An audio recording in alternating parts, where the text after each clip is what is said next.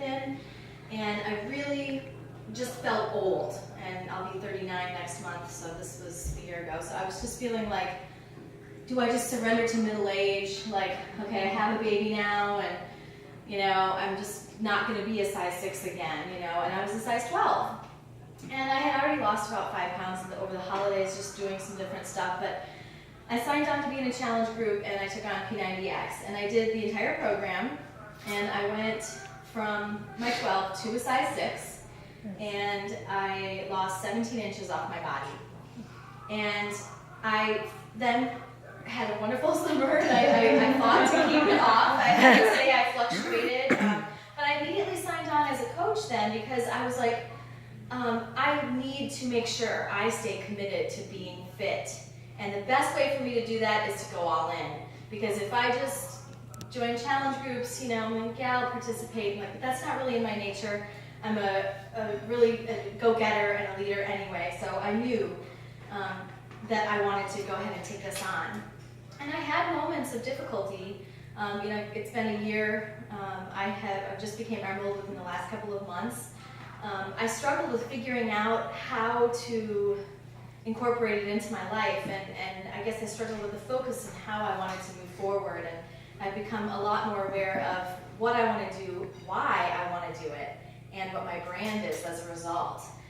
And I want to step back and tell you that I am a domestic violence survivor. My first husband was violent and terrorized me. And I needed help from family in order to get out of that situation when I was in my 20s. I've always been confident, but he stripped that away from me and took a lot of myself away, and I became a shell. I didn't think it affected me so much, but before moving to Iowa, I was living in Washington, D.C., working in Georgetown for an architecture magazine group. And I'd walk to work sometimes, and I remember one day I walked down the street, and I was on M Street, and suddenly I felt like everything was just crushing in on me. And I was terrified. I couldn't function. It hit me like a slap on the face, just like my ex-husband. And I couldn't function. This was 7, 8 years later. I didn't know what was wrong. I immediately had to go to the doctor. And I had been told once before in a hospital that I had post-traumatic stress disorder. And I immediately said, no, I don't, whatever, I'm not going to be a victim, and moved on with my life until it got to the point where I could not hide it anymore. I couldn't bury it anymore. And I was told, as I was treated, a few years, I spent in treatment. I was in the hospital briefly, and I was treated and told so many times what I needed to do in order to move forward.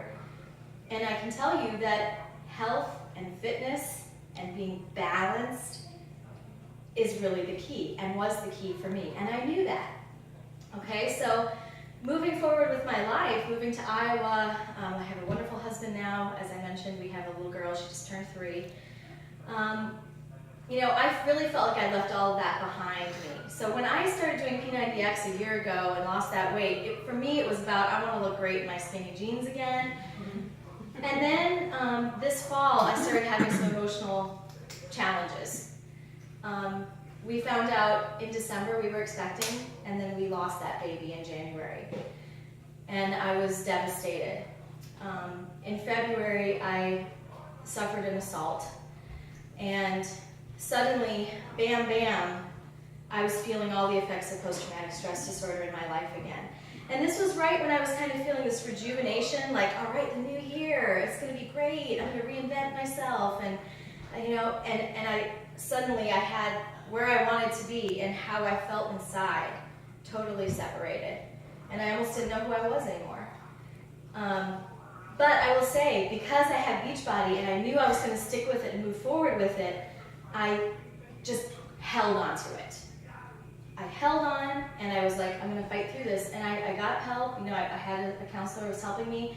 And I can tell you, it's like the weight has lifted. These things have still been haunting me, and they're not going to go away. I guess my point is, everybody has these crucibles in your life. You don't know what's going to happen to you tomorrow. You've got to live in the present. bottom line is, if you know you've got a healthy base of support, whether it's friends, a challenge group, focusing on your diet, focusing on making yourself physically feel better and stronger, then there's so much less chance, at least there has been for me in my life, that I'm going to end up in a hospital, that I'm going to one day decide I'm not going to get out of bed. That's not going to happen, you know? And that's changed my why, because it was about physical things for me at first. This is about, I want to help people who are emotionally struggling take back the strength that they have, their confidence, and move forward in their life and not be afraid, because fear is wasted. You know, I have battled that battle many times, and I can say I'll probably battle it again, but I have the tools to fight it, and I want to help others do that too. So I'm coming out with a blog to write about my experiences, and I would like to also start a nonprofit organization on the side, which will be called Not Your Doll, and is all about helping empower young women and girls and women get out of these situations. So this has kind of all come to fruition in the last few months for me. Last little thing I want to say is on March, last week, or a little over a week ago, I found out we're expecting again. Keep us in your prayers, but I'm 5 weeks today. I've got a nice little bloaty lump going on. We found out about the baby that we lost on Christmas Day, this past Christmas, and this one is due on Christmas Day. Oh, yeah. There's synchronicity. Love you, Kim. I love you.